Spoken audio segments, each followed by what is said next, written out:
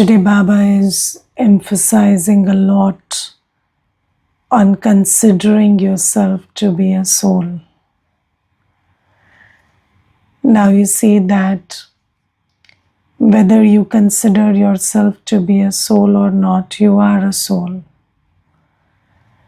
Right? Even before we took the knowledge that we are souls, we were still souls, right?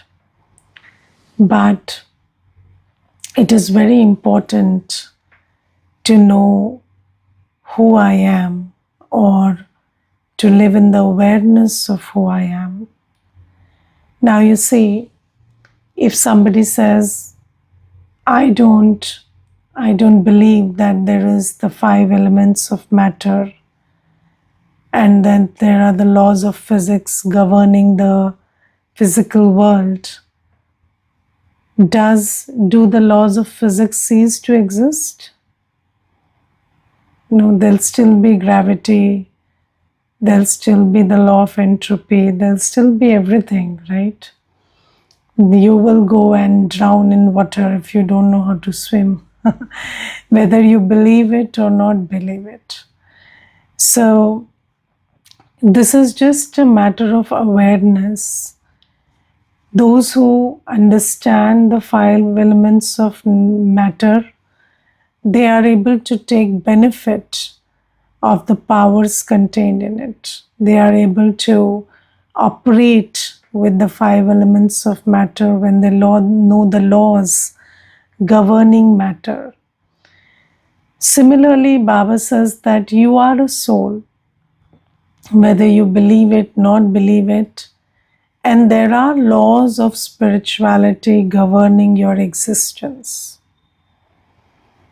Yes, do you understand this?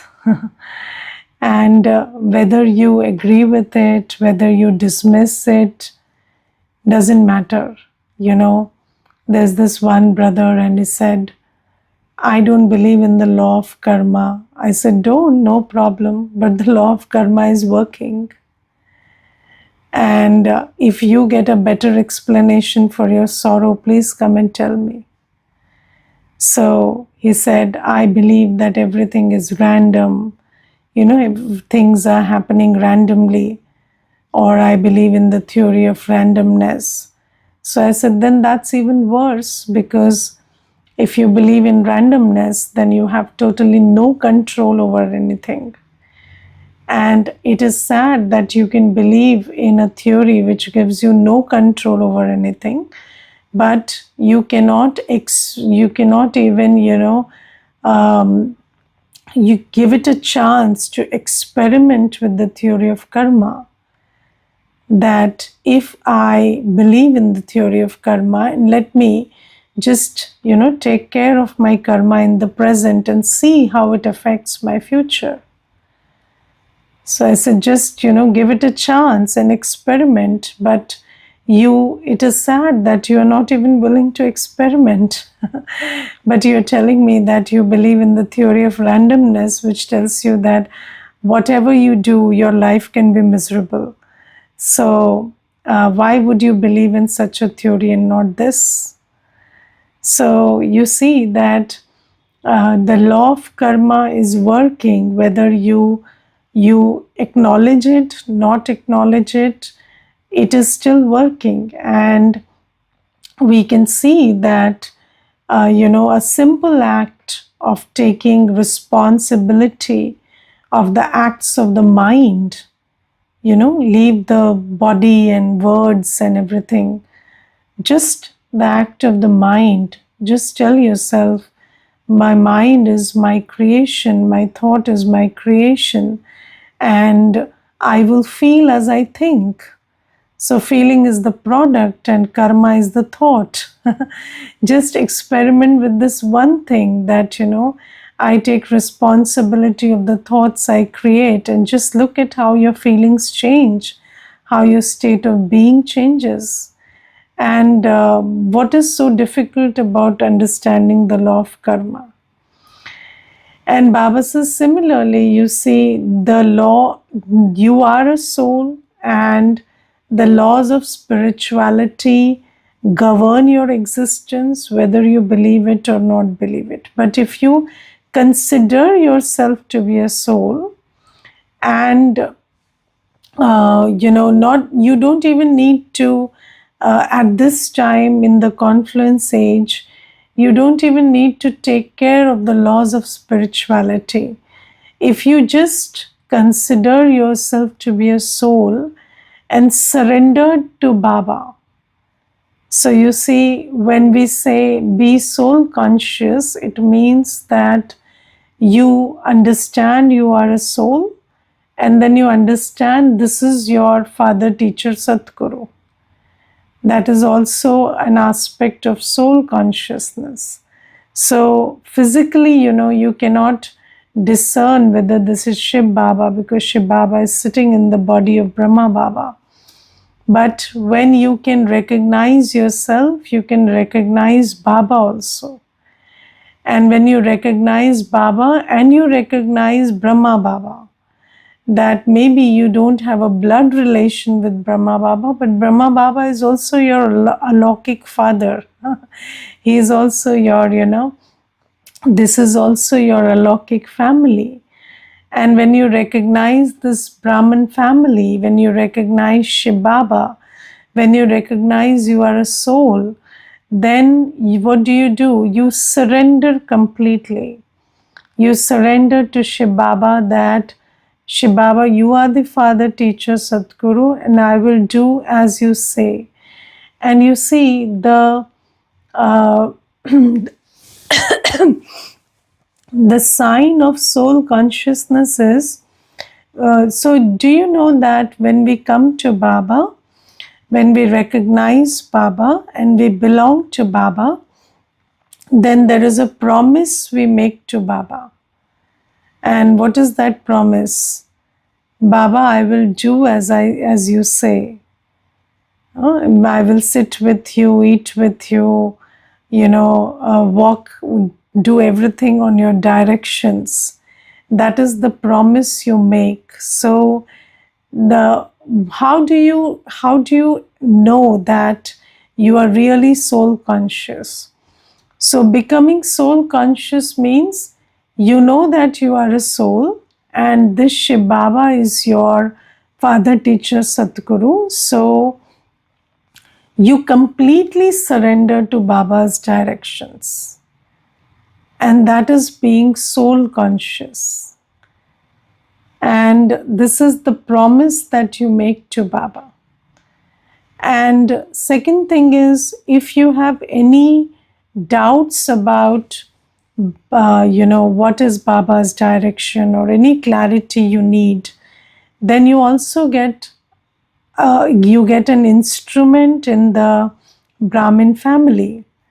So in your case, the instrument is myself, and then you see, you get an instrument where that instrument will clarify for you whatever are Baba's directions. And Baba says, if you don't understand anything, ask the instrument and do accordingly. And when you operate like this, then Baba says you will get the inheritance. And Baba says this is being soul conscious. And you see, when you're body conscious, then also you understand this law that future is built in the present. Don't you understand that? Even when you're body conscious, there was this one brother, and he told me that, sister, I don't believe in the future. So I said, then you wouldn't go to work. Do you go to work? So he said, yes. So I said, why do you go to work? You don't believe in the future. So he said, no, so I said, so let me tell you what you believe in. You are body conscious. So you believe that there is a future which is, 30, 40 years ahead of you. So you are working for that. And then I think I am a soul, so I am working for a future which is 5,000 years long. You are working for a future which is 40, 50 years long. But we are all working for the future. Everybody believes there is a past, present, future. Yes, there is nobody who says, there's nobody who who can actually say that I don't believe in the future. But when you're body conscious, you have seen the journey of the body for 50 years or 60 years. If you're 30, 40 right now, then another 50, 60 years people go. So you have seen that. So you are making preparations for that. But preparing for the future is very normal. Everybody is preparing for the future. Otherwise, why would you invest 8 hours of your present for a salary you would get 1 month later? And the interesting thing is, you don't even know whether you will get that salary or not. Will you? Do you know that? Yes, you could leave the body today and not get the salary. 1 month later, you wouldn't get it. So, you see, that future is not even certain. People are accumulating for the future of the body, which is not even certain. So you are you're building a house, you're living, you are, keeping money in the bank, you are making sure, that your old age is provided for and all of that stuff. But then you don't even know, there is no guarantee whether you will live to see that day and you will actually take benefit of all of that. But you still do that, and all our life is spent like that. Yes, and then Baba comes and Baba says, you are a soul. And then you have a journey of 5,000 years. And then whatever you do today, in terms of karma, not just, it's not just about accumulating material resources.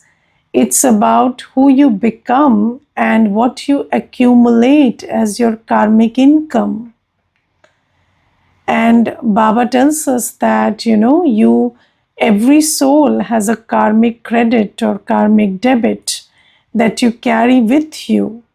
Maybe the money you earn, you will not carry with you because you may or may not be in a position or in a place to spend what you earned. But every soul is accumulating a karmic credit or debit, and that stays with the soul. And you will get the benefit or loss of it wherever you are, however you are. And then Baba says that whatever you do in the present has an implication on that karmic credit or debit, on that karmic stage, that karmic account. And Baba says, when you follow my directions, then I will help you create that karmic account, which will enable you to go to the world of happiness. So Baba says, and Baba tells us that the same law that you have always followed is working. The future is created in the present. Whatever you are doing in the present has an implication on your next 5,000 years.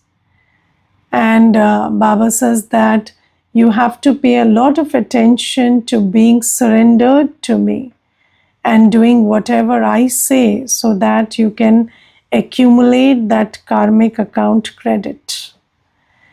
And today Baba says, what do you do in order to become a charitable soul?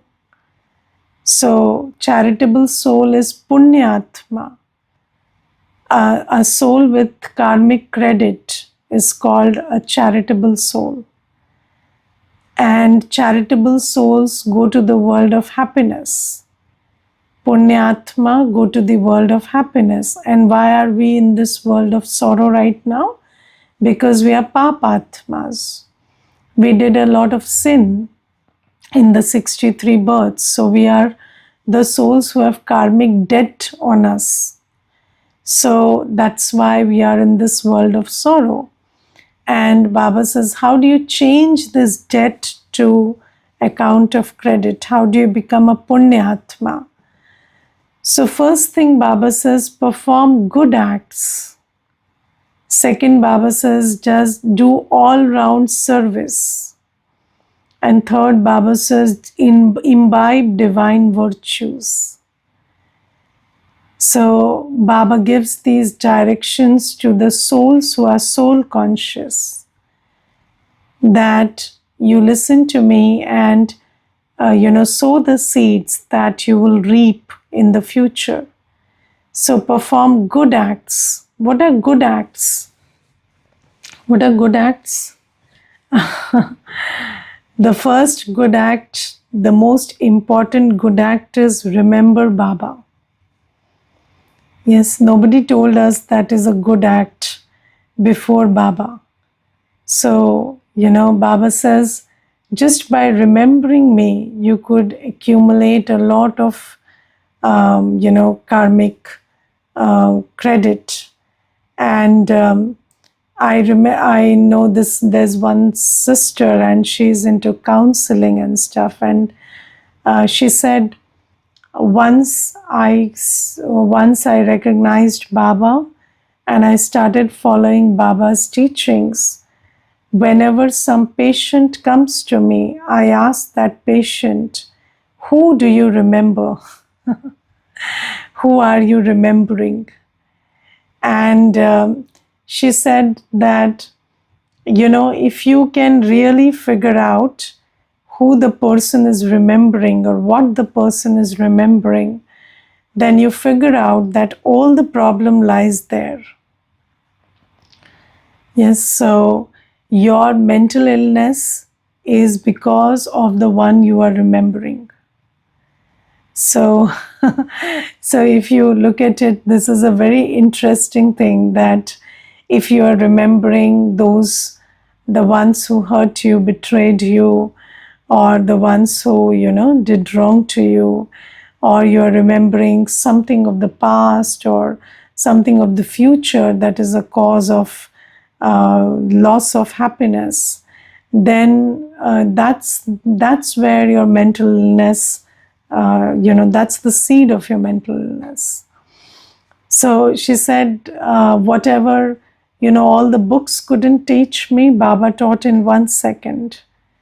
That all the problems and the solutions lie in remembrance. And did you ever, in your whole journey before Baba, did you ever even hear this word remembrance?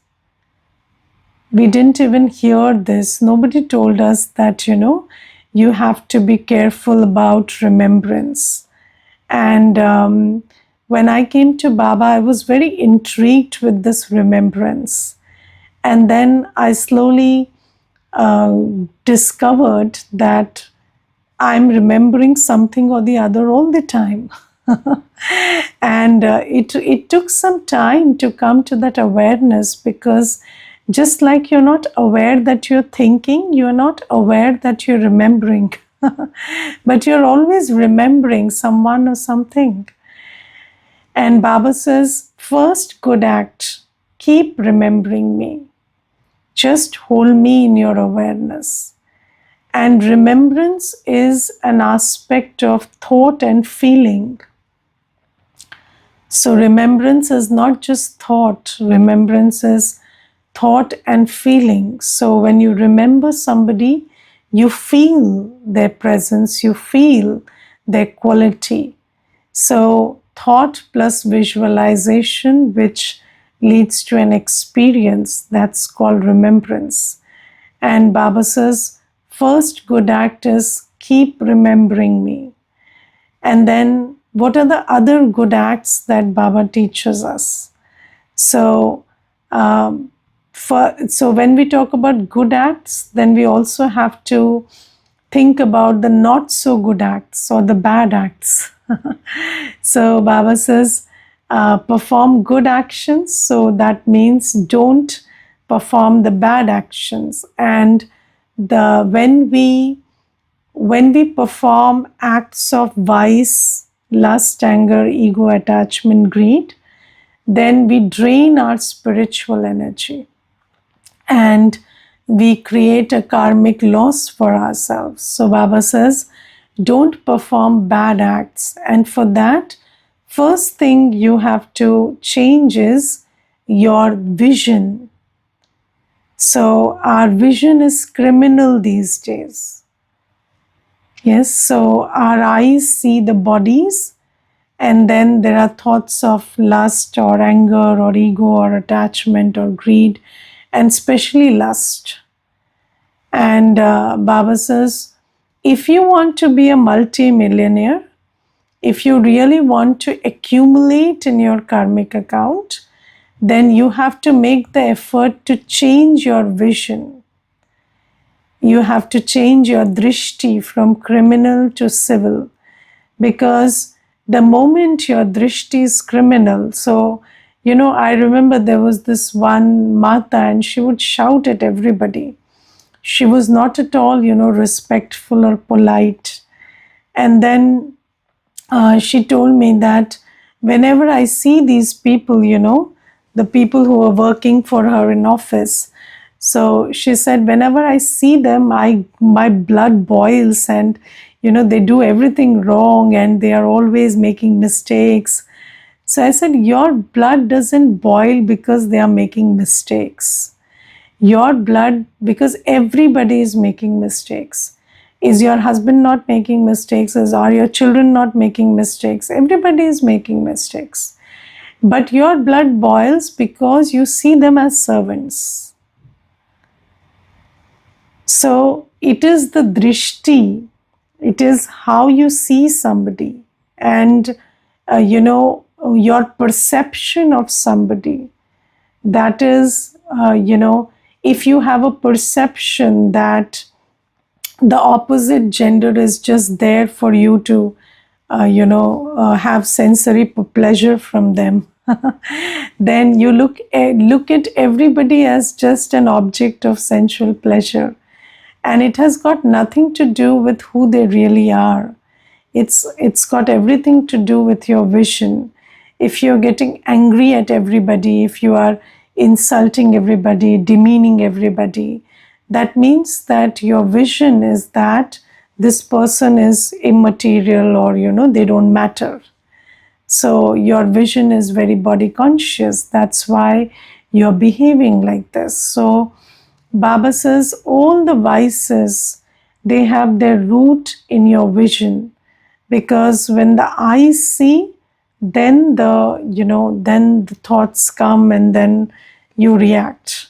So Baba says that, or anything, you look at somebody's, what they have, you look at their property, you look at something and then you feel jealous, or you look at, how popular they are, or how famous they are, or how rich they are, and you see all these things.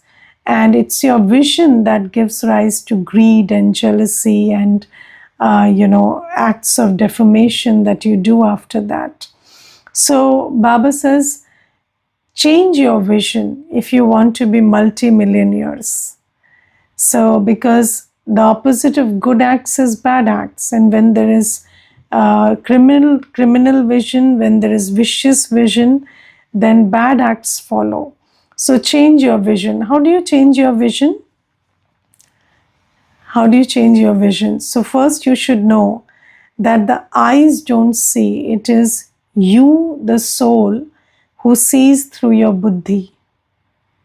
Yes, so there is an example of Surdas given in Bhakti, and they say that Surdas came to know that his vision was, the eyes are the problem, so he just blinded himself.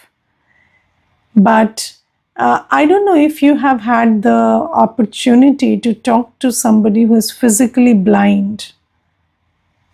Yes, so if you've met somebody like that, I had a recent opportunity to talk to somebody who is blind, and before I before I talked to him, I was thinking that because Baba says that the eyes are the problem, and this person doesn't have eyes, so this person is very fortunate because there is no problem of drishti.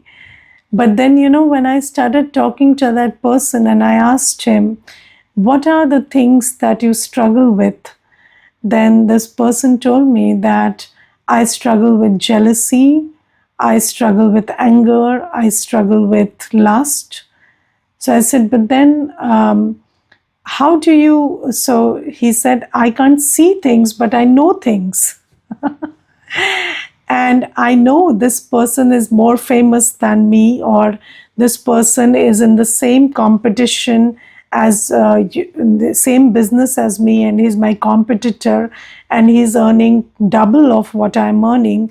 So I feel jealous of that person, and I want to get ahead of that person, and it gives me sleepless nights.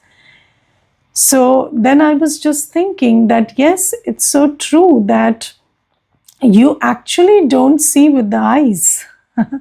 You see with the buddhi, and what you hold in your awareness is what matters. Even if somebody is blind when it comes to the eyes, doesn't mean that that person doesn't have vices. So Baba says that your vices are in the soul, and they get triggered when you're body conscious. So you have to start, you have to start seeing yourself as a pure, peaceful, loveful, powerful soul, and emerge those qualities in you. And then when you see anything, you will see everything with love, peace, joy. That are your basic qualities. You will see everything through that mirror, through those glasses. And then when you look at somebody, make an effort to be in the awareness that this is a soul. Don't look at the body doesn't mean that don't look at the body, close your eyes. Don't look at the body of another person means don't hold the body in your awareness, hold the soul in your awareness. That this is also a soul, and every soul is getting what they are destined to get, and we are all different from each other, our journeys are different from each other. There is no scope for comparison or criticism or any of these things. And they are not bodies, they are not male or female, they are souls that have just taken a body. So Baba says, when you do this, then you will be able to change your vision, and then you will be able to refrain from bad acts. And then Baba also talks about another cause of bad acts, which is desires. Yes, so Baba says desires arise in the mind, and Baba says that don't go into desires, because desires are endless. Do you know the first chapter of economics tells you that human wants are unlimited and resources are limited. So we are talking about desires in that context. So desires are endless, and Baba says if you spend your whole life pursuing sensual desires also, those desires are not going to get quenched. So just refrain from any desire. Rather create thought of contentment that I've found Baba, and that's enough. I don't want anything. So because these desires, they don't lead to contentment, they become the door for Maya. So it's not like if you have a desire and you get it, you will become content. No, doesn't work like that. But if you have a desire, you run after it, that desire will take you away from Baba.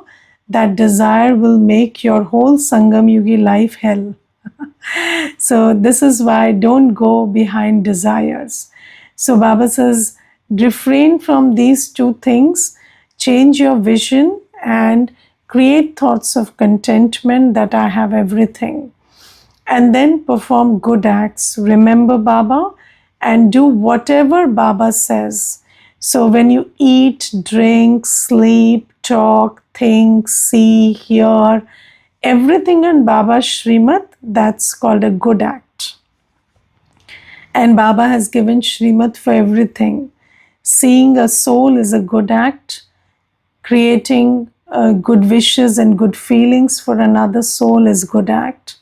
Eating pure food is good act because you are nourishing the soul and the body with bhog prepared in Baba's remembrance. Or giving somebody's Baba's introduction through your actions is good act. Or having patience is good act. Being virtuous is a good act. So Baba says, perform good actions. Second thing Baba says, be an all-rounder in seva. So Baba says, if you want to take the position of a king in Satyug, you have to do seva. And for seva, first thing you have to do is be a jnani and yogi. Yes, because if you are not a jnani and a yogi and you go out to do seva, you will do more disservice than seva. So Baba says, in order to be an all-rounder, just pay attention to being a jnani and yogi first. So every word should be knowledgeful, every thought should be knowledgeful, and your vibration should be that of purity and peace. And that will be when you are a jnani and yogi. And then Baba says, do whatever seva you can. If you cannot do seva through words, do seva through physical seva, karmana seva, cook food in Baba's remembrance, clean Baba's house. That is also seva. Or, seva through, contributing to the yajna. That's also seva in terms of money. Or, using your mind to serve the souls by giving them good wishes. That's also seva. But Baba says, keep doing seva. If you're not doing seva, how will you get the return of that seva and become the one who is served in Satyug? So Baba says, do seva. This is another, way in which you change your karmic debt into karmic credit. Third thing Baba says, imbibe divine virtues. Yes, you need to have divine virtues. So, whatever divine virtues come to your mind, maybe patience, maybe tolerance, maybe sweetness, maybe, politeness, maybe being respectful. All of these virtues are important because when you are not imbibing divine virtues, do you make effort to imbibe divine virtues? Yes. For that, let me give you a very simple method. Every day after Amrit Vela, you have to fix for yourself the divine virtue of the day. It could be, you repeat it every day, no problem. For 1 month, you have one divine virtue. But just fix for yourself that today I will pay attention to this divine virtue, come what may. For example, talking sweetly. So just, whatever happens, whatever anybody does, whatever is the situation, somebody bangs your car in the traffic, whatever anybody does, just know that today I have to talk sweetly and hold on to that. And this is the only way to imbibe divine virtues. And later in the night, before you go to sleep, submit the chart to Baba about how much you could hold on to that divine virtue. And if today you couldn't do it very well, tomorrow again repeat that virtue. And do it until, you arrive at being an embodiment of that divine virtue. So this is the only way. If you So you are listening to knowledge, you are doing yoga, that's fine. But divine virtues are inculcated with attention. You need to pay attention to imbibing divine virtues. Otherwise, you only pay attention after you have been you have been conducting yourself in not so divine manner. So, every day at the end of the day, you will repent, okay, I gave sorrow in this way or that way. But that will not lead you to becoming a deity. You have to every day fix for yourself early in the morning that this is my divine virtue which I will hold today, and pay attention to it all day. So Baba says, imbibe divine virtues, because you want to go to that world of divinity where there is no untimely death, there is no scarcity. Baba says there is no counting of money in that world. So there is no in Satyug, you don't have this number system where 1 is less than 2 and 2 is greater than 1, because this less than, greater than doesn't exist. So you just have gold coins, but there is no counting there. So Baba says there is no counting. And Baba says also that, gold coins were of the Treta Yuga were discovered, but of Satyug gold coins were also not discovered. So nobody knows what currency is used, but there is definitely no number system there. So you want to go to that world of divinity, Baba says, pay attention to becoming a multi-millionaire now by imbibing divine virtues, being an all-round sevadhari, and performing good acts. And then the spiritual law is, whatever is your final stage, that determines your final destination. So if your stage is pure, you will go to that world of purity. Okay, Om Shanti.